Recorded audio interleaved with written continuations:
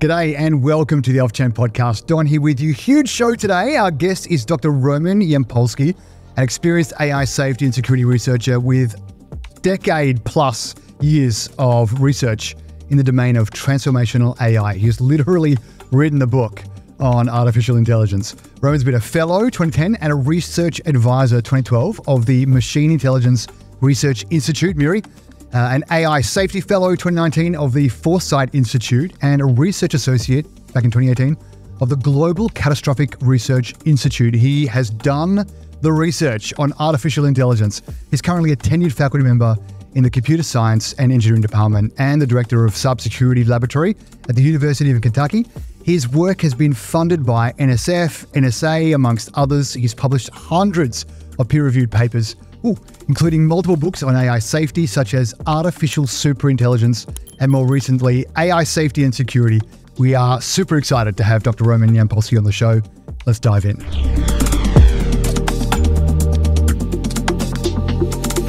How did you end up studying AI, cybersecurity? Tell us a little bit about your origins in that arena. Yeah, so AI was always something I was fascinated by as a little kid. Wanted to study how to make the world a better place. I found my PhD statement recently where you write why you want to do graduate school, and it's basically that. My advisor was doing work on biometrics, security, so that was very natural tie-in with how do you make those systems a little more secure. At the time, online poker was very hot, and lots of poker pots were proliferating online casinos. So I was working on preventing them from engaging, from stealing resources. And I realized we were improving very quickly. So I kind of projected it forward and said, okay, we're going to have some interesting problems later on. All right. And so in terms of those problems you saw coming, how did you think about those? How long ago are we talking about when you were looking into poker or even study? How many years? So that's about 12 years, 15 years, depending on what exactly you look at, but definitely over a decade. Initially, I thought it was something we can definitely do pretty well. We just need to spend some time figuring out what needs to be done, how to do it. But the more I studied it, the more problems I discovered. Right. So because technology obviously at the moment is moving at an incredible pace, even going back 10 or 12, 15 years ago, most people in the world, perhaps even people who are particularly technologically minded, may have still thought about AI, how we're using it today, let alone AI that we are maybe fearful / excited about in the future. Seemed like still fiction, still something that was in the realm of either impossibility or such a long way off. And but more and more movies and TV shows and fiction writing came about, talking about and starting to think about and engaging with and even warning about what might the future look like if we continue on this trajectory. And certainly things seem to have sped up, if anything, since then. How were you thinking about maybe the perils of AI a decade ago, and then I want to hear about how you're thinking about it today? Has it changed over the last decade or so? So I also didn't think it's going to be this soon. I also thought it's going to be 40 years, 50 years before we get to this level of performance we see now. It changed very quickly. So a lot of plans I had for how do we solve it, how do we go about investigating it, it went from you have 20 years to do it to maybe you have 2 years to do it. So that was a very unwelcome surprise. Yeah. So is this a thing that you mentioned, when you could kind of, not crystal ball it, but you could see in the technology and in the advancement of the technology and the trajectory, some concerns. What were you thinking, again, if we can go back to your mindset then, thinking about what were some of the possibilities or the problems that you were thinking about that really concerned you, say, a decade ago? Given what computational, power we had back then and the 20 to 40 years you thought you had to think about it, what were some of those concerns? Again, because of my cybersecurity background, I always worried about the security aspects of it, people hacking utility functions, people getting resources they're not supposed to get access to, privacy violations. Now we realize it's important to secure models against adversaries, against theft, against misuse. So that's one aspect of it. The safety and security part, you secure it against human adversaries, insider threats, and you want the system to be safe for you from its unwanted behaviors. Yeah, so mostly you're thinking about it through that lens of how can you protect against an artificial intelligence that has, particular capabilities beyond what a human has. That's what you're thinking about. Were you thinking about in terms of agents or just the algorithmic kind of programming to get around security measures that we had a decade ago? Or, what exactly were you thinking in terms of here is our key problem right now when it comes to cybersecurity with the advent or the rise of artificial intelligence? So agents was a very likely model. If you have something capable of passing a Turing test, they need to have certain degree of agenthood. Some of the concerns were in terms of, well, if we are successful at creating those systems, what should we actually program them to do? So what would you put in a utility function? We, as humans, don't have a well-defined, clear utility function you can write out. There's so many things you want to do in the world and interplay between them. People say, oh, you just want to have kids, but no one just goes, having millions of kids. That's not what you spend your time on. So trying to figure out, is it even possible to kind of distill this complex set of values into something we can agree on, something not dynamically changing all the time, and then how do you program it in? Yeah, well, so you came up with this, we coined the term AI control or AI safety back over a decade ago, talking about things that are unpredictable, unexplainable, and uncontrollable. How do you define this problem of AI control or safety? Right. So if we are creating agents more capable than us, something super intelligent eventually, you want to benefit from this technology. You don't want to be harmed by it. You want to be able to undo any decisions you don't like. You want to stay in control. That's the control aspect of it. The safety part is, again, you don't want to be harmed individually as humanity.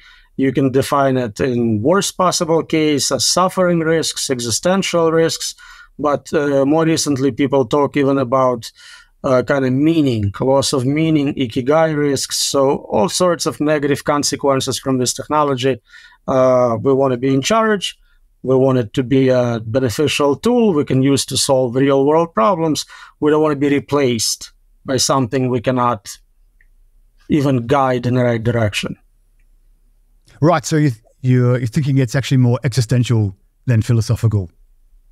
Well, that's the biggest problem, right? There is a lot of kind of narrow, small problems we're already facing. There is algorithmic bias, technological unemployment. There is, misinformation, deep fakes, but all those are kind of annoying. Most people will not die as a result of that. Uh-huh. Whereas if we're talking about long-term possibilities, if we do get to human level and shortly after superintelligence, maybe, just maybe, it will do significant damage to the civilization as a whole. Yeah. Well, I mean, I do want to talk about that, but you mentioned deepfakes.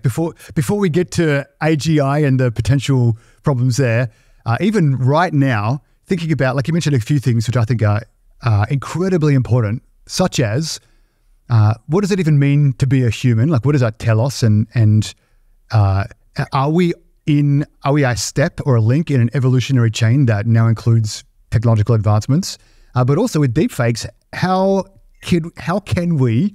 One of the things that was perhaps anecdotally, at least, something that humans could rely on was our own senses to a degree, and we won't be able to trust what we see and what we hear potentially, certainly in digital formats. But with the advent of things like Neuralink and becoming more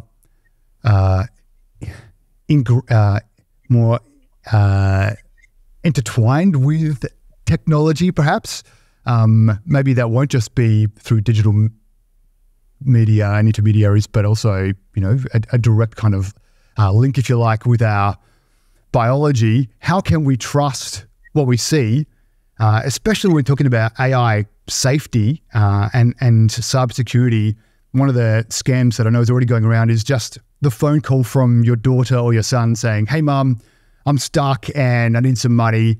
And for that to be convincingly, sounding like or even looking like someone who is a loved one, for me, we're in this kind of blurry gray zone of going, how can we possibly trust anything we see? Like, if it's misinformation as well, deepfakes, all these things for me are incredibly concerning before we even get to AGI and some of the ramifications there. Can you help us understand, help our audience understand, how should we be thinking about these kinds of things? What are some of the maybe major or primary concerns? And are there any kinds of ways that we can protect ourselves or mitigate some of the risks? Well, even 5 years ago in my family, we had passwords. Kids knew immediately that if something is off, you request a password. Yeah. Now it makes a lot of sense with really realistic looking video, audio, deepfakes. It makes perfect sense.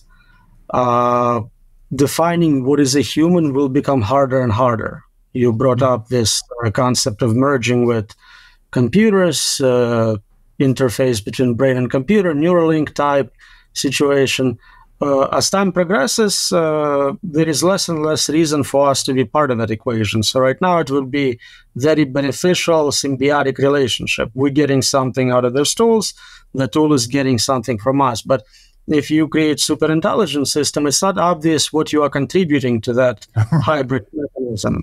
You're just a slow bottleneck biological problem to be removed.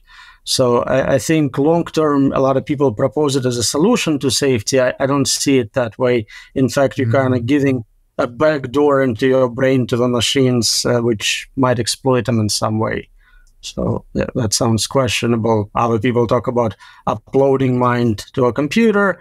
Again, you immediately stop being a biological human. You become a piece of software on a computer.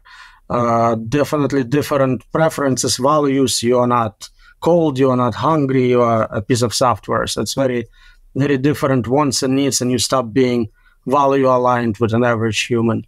So philosophers will definitely have some thinking to do if machines don't replace them about what it means to be a human. As for long-term deepfake strategies, I don't think there is anything you can do. The way this algorithm works is by working out any artifacts which allow you to tell something is fake. If there is a way you can tell me, okay, I know this is fake because I can use that knowledge to improve the fake. So at the end, it's always 50-50 guesswork, is it real or not? Right. So in terms of, I think it's like broadcast media, there's very little that we can do because you can't just have a password that you and everybody know, because then, a computer can say that password. But in a family situation, or where you have personal relationships, you're saying we need to, or you've already been doing this in your own family, have some sort of two-factor authentication, if you like, some sort of password or sign or symbol that says this is true or accurate or really me. I mean, you've come from a cybersecurity perspective, so that makes a lot of sense. But for everybody, maybe people who don't come from that kind of background, what are some of those low-hanging, easy to implement? Is it just as simple as saying, hey, we're going to have this PIN code, and if I ever challenge you because I think I'm talking to a scammer or a computer, you need to tell me this PIN code? Is that it?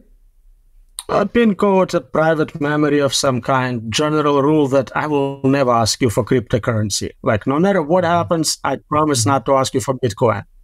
Yeah. Gotcha. So rules, family rules. Some common sense rules, because what they try to do is create an emergency situation. You're not thinking, you need to react quickly. If you have this already pre-computed, you just work on scripts, you know exactly what to do in such a situation. Yeah. Yeah, man, that's very helpful, I think, for business relationships as well, personal relationships, those kinds of things. We're going to have to, man, I think there's room for, or space for training in this whole kind of area, because if we can't trust what we see, what we hear, we need to be able to trust something. Otherwise, we just become unable to move or navigate through life. And so all the things that are supposed to be helping us, if we can't actually navigate through them, then it seems like a terrible kind of future, or an anxiety-producing future, at least for many. You mentioned that there's a human value alignment with our potential AGI overlords. Misalignment, I mean, with our potential AGI overlords in the future. In regard to AI, currently, it seems like, and many of the people who are our viewers or listeners are startup founders or investors or people working in the technology arena who are all racing to implement various levels of machine learning and AI. Is this a case for us to think about, pausing, slowing down, putting some framework around how we develop AI, or is it a case of the cat is out of the bag, somebody is going to do it, and if bad actors can do it, then quote unquote good actors also need to do it, but then it's just I guess I'm asking, how should we as a race think about AI right now? Well, if we were smarter, we would definitely slow down and get it right. We don't have a second chance to do it better, so we need to make sure we do it right the first time. It makes sense to figure out safety implications if you don't already know how to do it. No one does. No one claims that they know how to control human level or super intelligent machines. So it's just common sense. Will it happen in the real world? I don't think so. There are incentives for getting there first, for outcompeting adversaries. But this logic of if bad guys are not allowed, good guys cannot compete, like no matter who creates uncontrolled superintelligence, the result is the same. Yep. Good guy or bad guy, it is not relevant. You're not controlling it. Right. All right, well, let's talk about that then. Can you put firewalls into AGI? Is it even a possibility, or is this a thing where you're going to create something that can actually outmaneuver? You're making something so far intellectually superior to its creator that it can get around find loopholes or get around any of the roadblocks or firewalls that the creator has instigated. Is this the big problem with AI, or are you thinking that we're not even going to put in those firewalls and it's just going to run all over us? So a decade ago, we would publish papers on different safety mechanisms for containing advanced AI.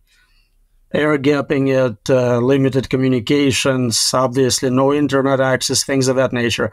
Everything we proposed has been violated. Everything we suggested is done. It's no longer applicable.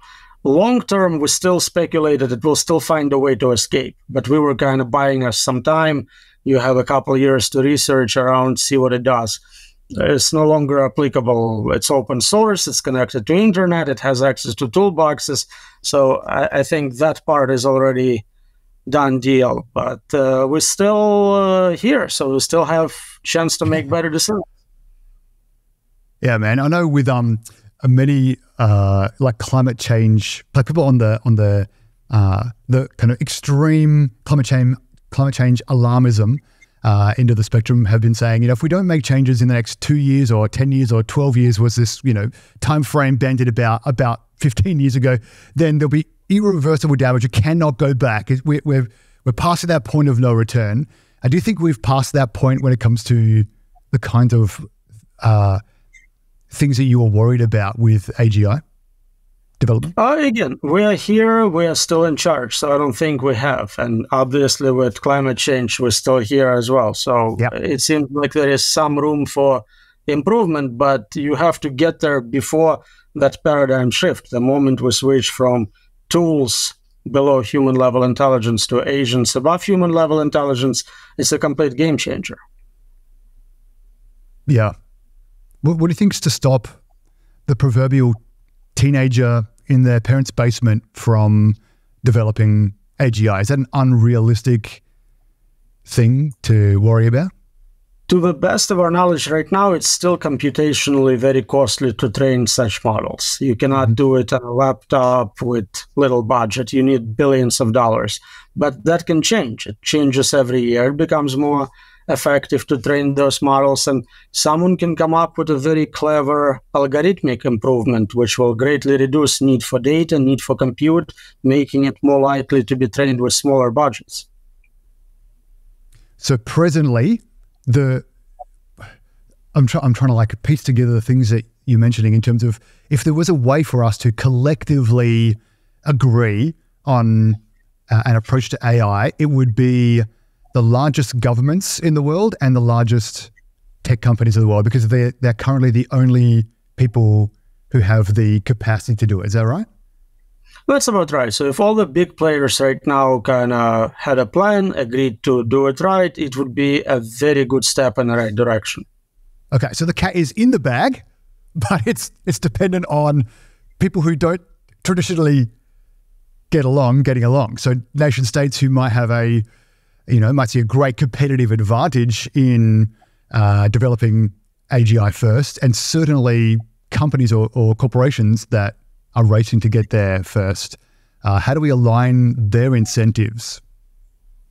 So it seems like there is a lot of bags and a lot of cats, and we're trying to get everyone to agree on what to do. And some people want to eat the cats, some want to release the cats. So it's a whole bunch of different scenarios. Also, a lot of them are adversarial to begin with, so they're not necessarily in agreement. If they believe that getting there first will give a military advantage or commercial advantage, they see it as a personal self-interest, which is different from global communal interest for the humanity as a whole.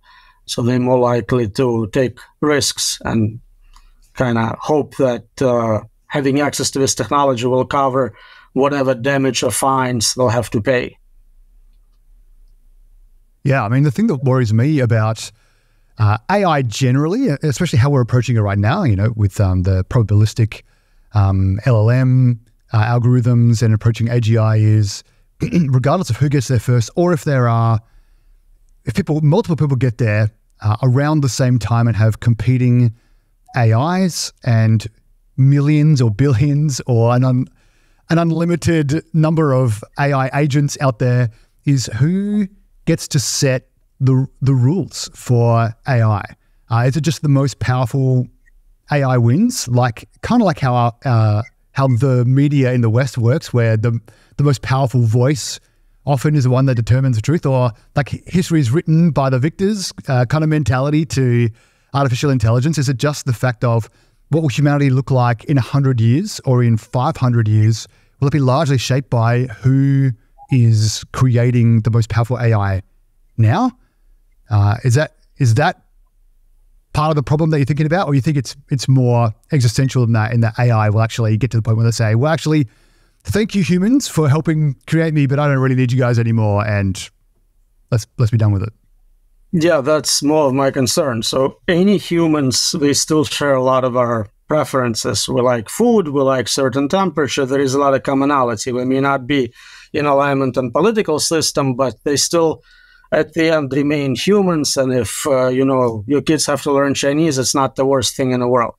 But if AI is in fact in charge and it takes over, then it's a completely different situation. We cannot predict what the world will look like in that scenario. We literally cannot predict what a smarter agent would do.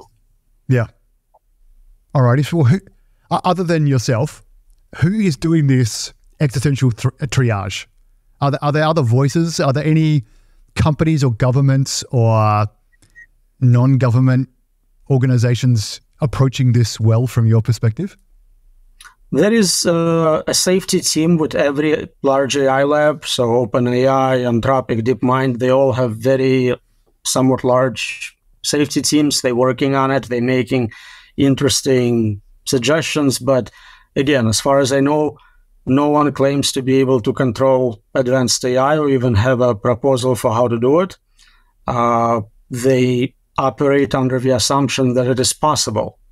My opinion is it's not possible to indefinitely control superintelligence. There is no evidence for any progress in that regard.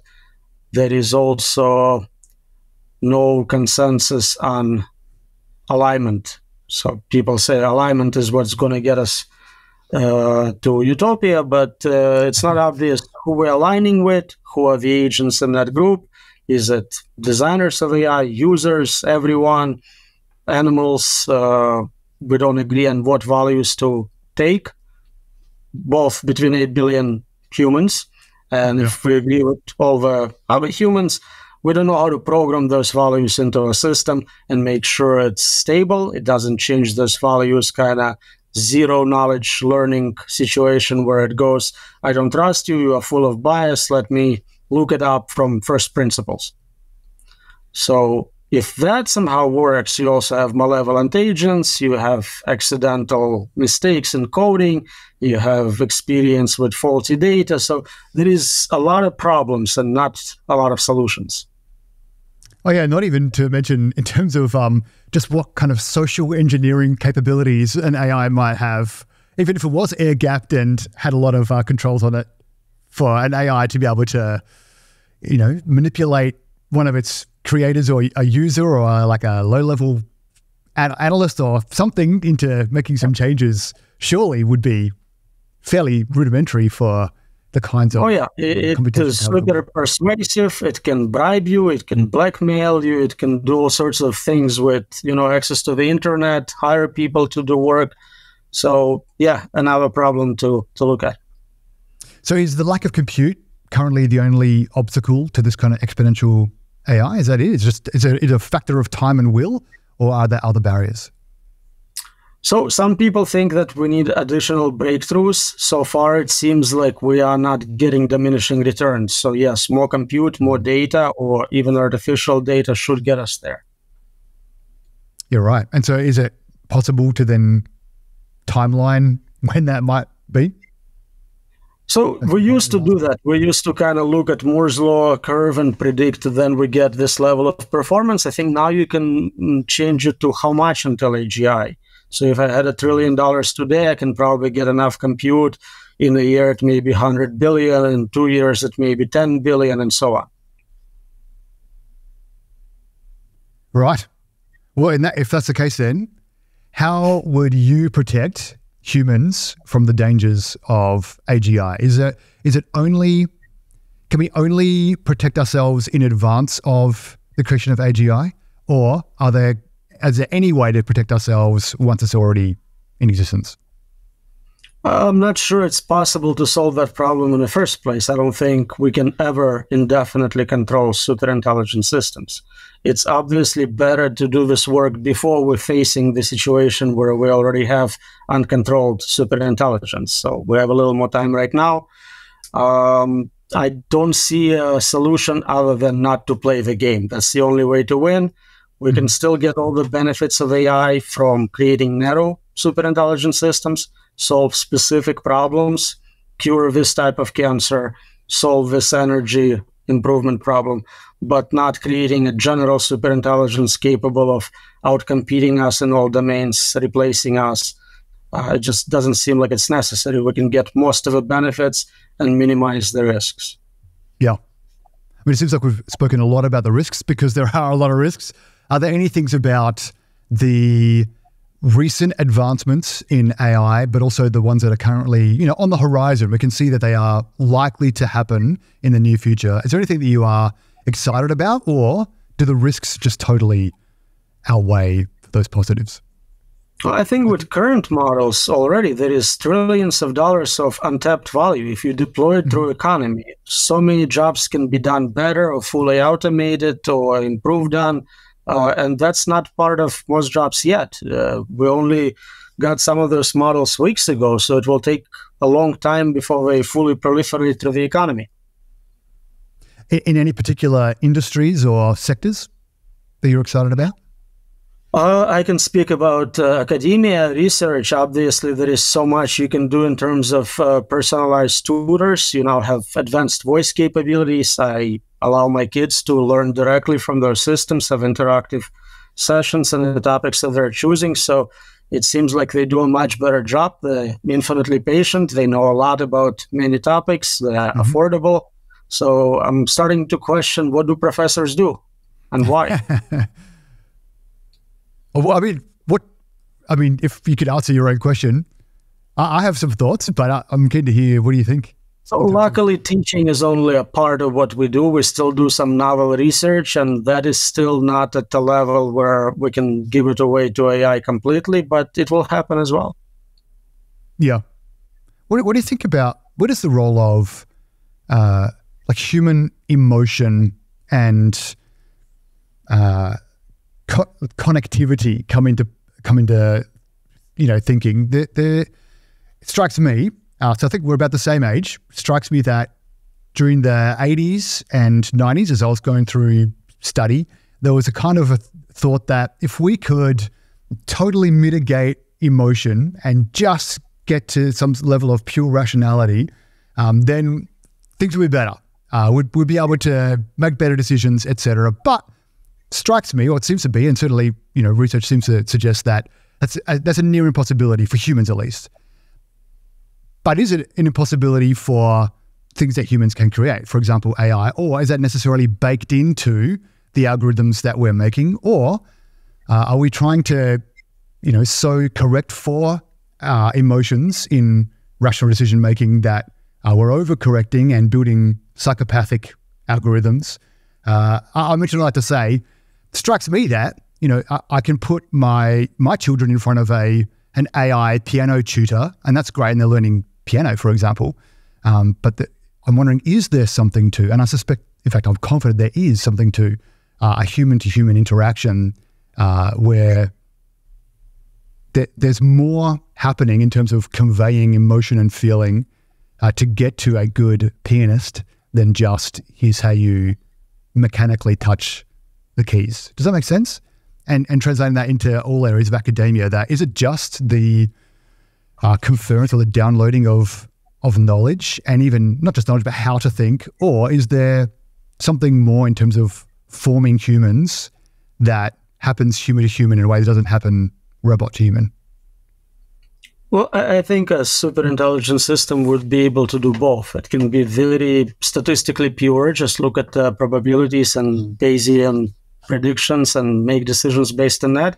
It can also deep fake emotions. It will not experience them in the same way for sure, but it will be more believable than a human psychotherapist or human friend. In fact, the very first chatbot in 60s and 70s was pretending to be someone who understands human emotions. So I feel your pain, tell me more. People fell for it, and now they are much more advanced. So I think that part can be automated. Now, does it matter to us if the thing itself feels anything? That's a completely different question. Will it have internal states, qualia, feel pain, pleasure, experience the world? So what does it mean? What does it mean to be human, or is meaning itself imperative to being human, or can an AGI be creative? At the moment, it seems that the levels of AI that we have at the moment, it seems that making different connections and bringing them together, doing research. Seems to be a real strength. But what about creativity? Is it just, or is creativity just, I've heard these things before and now I've modified them slightly to, is everything derivative? Is basically what I'm trying to say. Is all creativity and meaning derivative, and therefore an AGI can derive and create, or is that something that is meaningfully human? So I think most humans are not creative at all, right? Most people never wrote a poem, piece of music, invented anything. So we're talking about truly a few geniuses who are considered inspired by God or something like that. And I think AI is already more creative than most people. It will be more creative than all people eventually. Same with intelligence. It's still not smarter than the smartest people, but it's smarter than an average person in most domains. And that's what we're going to see. I think creativity as done by humans is kind of a game of luck. You experience just the right stimuli and, the light bulb goes off and it hits you. Whereas here you can have brute force creativity where you truly consider all possibilities and pick the best. So limited only by computational power and energy. Exactly. And you have much larger knowledge base. You experienced everything. You have history of all the prior experiments. You read all the books on the topic. Chance favors a prepared mind. So if you really have all the knowledge out there, it definitely gives you an advantage in being creative. So that's the thing that excites me about where we're going with AI. Is things like, you mentioned cancer research before, where presently there is so much siloed research. To have this AI might not solve the silo problem, but if AI can do its own research or make those own connections, that I know there's a proprietary piece of research over here, and there's another trademarked thing over there, and there's another abandoned piece of research but has good data over there. If something could put those pieces together and make connections that we can't, or we haven't had the serendipity to be prepared, like you mentioned before, because we don't have access to those things and don't have the computational power internally to do those, coming up with new ways of providing energy or power, new ways of treating illnesses, those kinds of things. For me, I think, at least in the short term, that seems like a very exciting, beneficial thing for humanity. But if you're kind of, looking down the passage of time, if you're forecasting now, do you think we will get those benefits before we get to the disadvantages of AI that you've been warning about? Yeah, so some of the most interesting research is very interdisciplinary. It's at the edge of 2 or 3 disciplines, and AI would be amazing at it. It's like having PhD in everything. So it would be able to take advantage of tools from one field and another, knowledge from one discipline and how it applies to something where it hasn't been considered. It would be a great way to make quick progress on many scientific fronts. How likely are we to get this benefit before we get to dangerous levels of superintelligence? It's not obvious. We used to talk about kind of short-term and long-term problems. Long-term problems were this existential risk, and short-term problems was technological unemployment. Now they kind of switched around. Long-term is now 2 years away. We're talking about AGI coming, and it takes years and years to deploy technology for all the jobs to be automated. So technological unemployment is now long-term. So I cannot predict if we'll have enough time. I think Sam Altman famously said that before the world is destroyed, some very valuable companies will be created. Oh boy, that's bleak.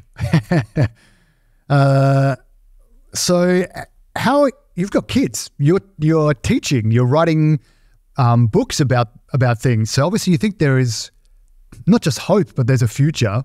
How are you thinking about, if you don't mind talking maybe personally even, how are you thinking about your own personal life with regard to what's coming? We talked about, having some security things in your family, but that might just be from, any good cybersecurity person might have those kinds of plans in place. Are there other kinds of things that you are doing to prepare for the future, or is writing a book the way that you are trying to warn people about the future, or is coming on podcasts like this the way that you are actually thinking about the future? So it's interesting. All humans are dying, right? We're all getting closer to being dead. Our kids, our friends, our family, everyone. And we're not doing much about it. We're not spending 99% of our tax dollars on curing aging or finding immortality. And we still write books and go to bars and do things despite dying. And people who are 95 do that, and at any age. So we're very good at ignoring kind of this memento mori, right? We're not doing that as much as we should. So I think I'm subject to the same bias. Regardless of what my actual probabilities are, beliefs, I still carry on with many activities which doesn't make sense to do if you don't think you have a lot of time left. But I hope I'm wrong. There's always a possibility some smart person will read my book and find a mistake and give us utopia, beneficial superintelligence to cure all diseases and give us immortality we are not actively investing in. Yeah. Well, tell us about your book. What made you actually sit down and go, I gotta put pen to paper and people need to think about this? So a lot of my research was about how do we solve it. And every time I looked at a specific sub-problem, I found no permanent solutions. and I discovered another 10 smaller problems hiding in it. And it seemed to be the pattern in the field. And I started looking at, well, what are the limits? What can be done in this space? We know in other disciplines there are very strong limits. In mathematics and economics and physics, some things are known to be impossible. And I started to see kind of similar patterns emerge here. There are limits to predicting what a smarter agents can do. There are limits to explaining what a more complex system can do. It doesn't mean you cannot get some explanations or understand something. It just means there is an upper limit. No matter how smart you are, there is something you will not understand. For many people, it's like English 101. For some, it's quantum physics. But for everyone, there is an upper limit to where you hit those. And we did a survey, and we found about 50 such impossibility results. Oh. And then you look at them and combine them, you kind of arriving at this result that you will not indefinitely control superintelligent systems because the tools you need to do that are not possible to achieve. You cannot comprehend them, you cannot predict them, you cannot fully debug them. I can go on, but you get the idea. So I wanted to publish a book which would challenge both AI safety community and AI development community to say, okay, this is true and we need to change course, or this is false and here's my proof that you can control superintelligent systems. No one has so far came out with anything optimistic. We haven't received papers, patents, not even blog posts. There is no one claiming they know how to do this. Some people ignore the problem. Some people, say, we'll figure it out when we get there. But there is no opposition in terms of this is wrong. When we survey people, whatever general citizens or scientists, majority says, yeah, of course you can't control superintelligence, it's obvious. So that's the state of the art. Right. So the hope is it arrogance or hubris? If we can create it, then obviously we'll be able to control it because we'll know.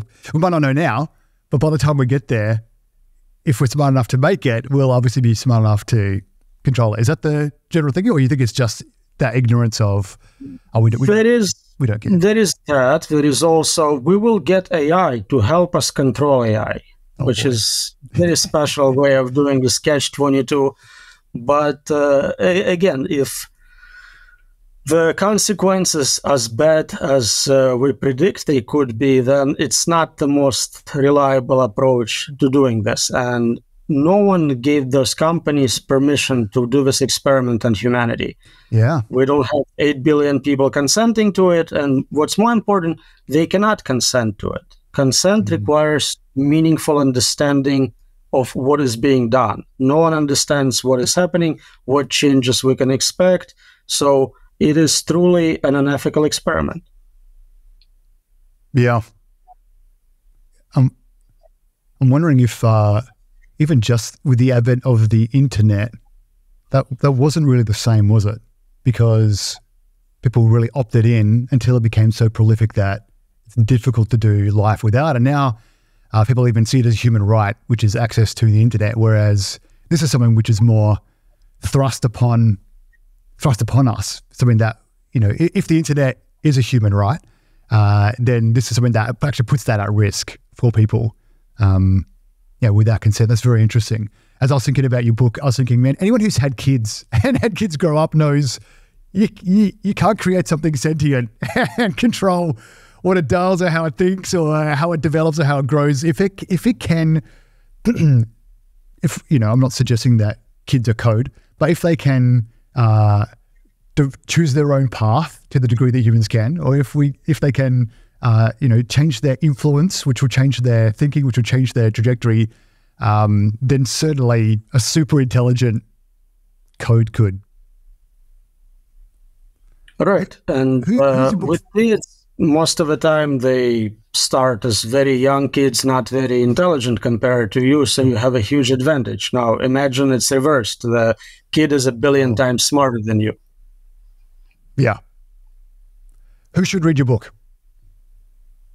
It's not technical, so you don't have to be a computer scientist to read it. I think anyone with kind of average intelligence and interest in science would appreciate at least some of the chapters. They are independent. Some talk about specifically the control problem. Others talk about meaning. Others talk about consciousness. So there is something for everyone.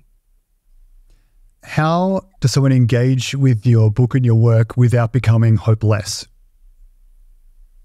Especially like a non-technical person who goes, well, I actually can't pick up a computer and start, coding, or I can't actually affect any change in this particular arena. How should someone engage with your work? So again, I bring up this example of everyone is dying. Then you learn that fact, you don't become depressed, you don't become hopelessly lost. Well, some people do, but majority of us have this built-in bias where we kind of ignore that fact, don't think about it, and have great lives. Mm-hmm. I think it's kind of the same. You can learn what the state of the art is and not necessarily be suicidal over it. So wars are bad, nuclear weapons are dangerous, biological weapons are bad, but knowing about how viruses spread is not a problem. Yes, gotcha. Yeah, all of that, again, existential angst back in the 80s about nuclear proliferation and potential war, and we're still here. Although that's because maybe there's some survivor bias in that. We've got a little bit of time left, and you've mentioned consciousness and meaning, and they're two areas that, for me, I find incredibly fascinating, and I think especially in terms of meaning, really key and core to this whole discussion is, what does it mean to be a human? And is it something that we put at risk in the, if you zoom out and you look at millions or billions of years and you see, you zoom in and you see this tiny little era of human existence, what, in terms of meaning, what, in your opinion, what meaningfully makes a human a human? And then I want to, think about then in terms of engaging with technology, at what point do we cross the threshold into inhumanity? So what does it mean to be a human?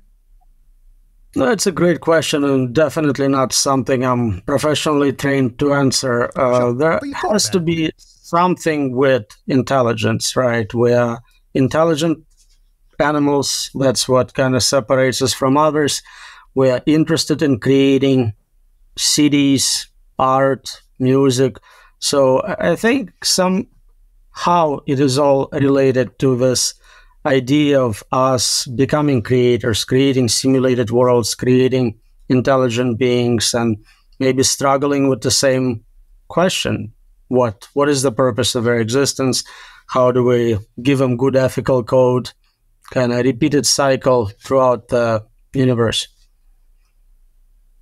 Gotcha. And so in that case, not necessarily integration, but maybe interfacing with technology is just part of that, accomplishing that telos. It is actually, we're on the right trajectory, do you think, in that case? If we are meant to be creating worlds, creating civilizations, is this just the next iteration of what we've been doing for the last 4,000 years? A lot of people argue that it is the next step in the evolution, right? So before us came some primitive humans, we replaced them. This is just the next step. We are bootloader for superintelligence. But of course, we are not evolving those systems, we're designing them. So we're switching to intelligent design. And we have a lot more control in terms of what happens or doesn't happen. Right. And so that's the meaning? 42. Okay. What about consciousness then? How should we be thinking about consciousness? You said you can't just upload your consciousness to a computer because then you're not meaningfully human anymore. You're not biologic. I know consciousness is a very debated topic. How do you think about it?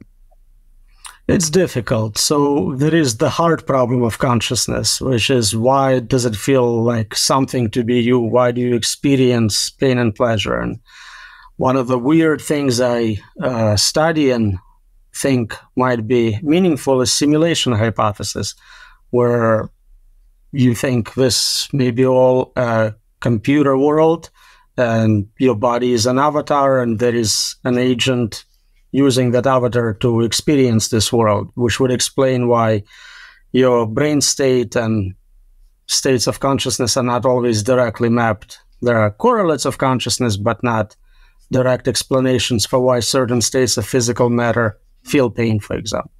Mm-hmm. Yeah, I mean, I am. What's the word I'm looking for? I'm sympathetic to that hypothesis, in that it makes sense that our reality runs on some sort of substrate that can make connections that we can't make. We can't, materially or intellectually see where those connections are made. Perhaps how is that any different to a divine being creating something in their mind's eye, which results in the universe that we experience? So I think if you were to describe modern simulation hypothesis to primitive people in their own language, and then come back 10 generations later, you would get exactly what our creation myths are, religious myths. Except that in simulation hypothesis, there's no relationship from that divine pursued with its creation. Right? That's the difference, or is there in simulation hypothesis? So I have a paper about trying to hack out of the simulation to form that relationship. I'm not very successful yet, but you can certainly try. And have you thought about, who or what is the nature of the designer of this simulation? As those numerous superintelligences think about different experiments on humanity as a whole, let's say they want to maximize our social cohesion, economic growth, anything like that, they create simulations with billions of conscious human-like agents interacting to get accurate answers. So there is a very good chance we are part of one of those numerous simulations rather than the real world. So that's a pretty good guess as to who might be creating those simulated worlds. As to the purpose, it helps again to look at the world and see what they allow or don't allow. For example, there is a lot of suffering in this world. So we know for whatever reason they're perfectly cool with that aspect of it. So that gives you some idea about what their values are. Gotcha. And in that hypothesis, we could actually be multiple layers of reality deep. For example, we are in the process of creating virtual worlds, and as our computational and energy, expand, we'll be able to create worlds that can, at least, like you say, look like they are feeling and thinking and expressing emotions, etc. And maybe get good enough where that's actually something intrinsic to those agents, and then in turn they might also create civilizations and worlds. So any ideas of how many layers deep, or that's part of the hacking out process? You don't know. Simulations all the way down. Oh man. Okay, that's great, man. Last thing that I like to ask every guest on the show is there anything that you believe or hold to be true that is not only not widely held, but is particularly contrarian? So most people, either in your field or in the world, disagree with you, but you hold to be true. I just told you, I think we live in a computer simulation. That was not enough? Oh, you don't think that's becoming... I think that's becoming more mainstream, whether from a deistic perspective or from a technological perspective. I'm hearing that more and more all the time. I wouldn't say that's necessarily contrarian. Wow, I need to become way cooler then. This was it. Maybe because you've been talking about it.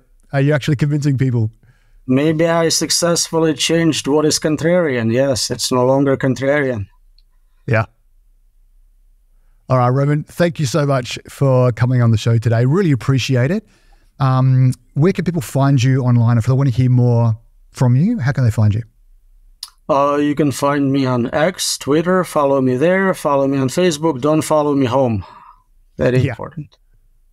And have a read of his book, AI. unexplainable, unpredictable, uncontrollable.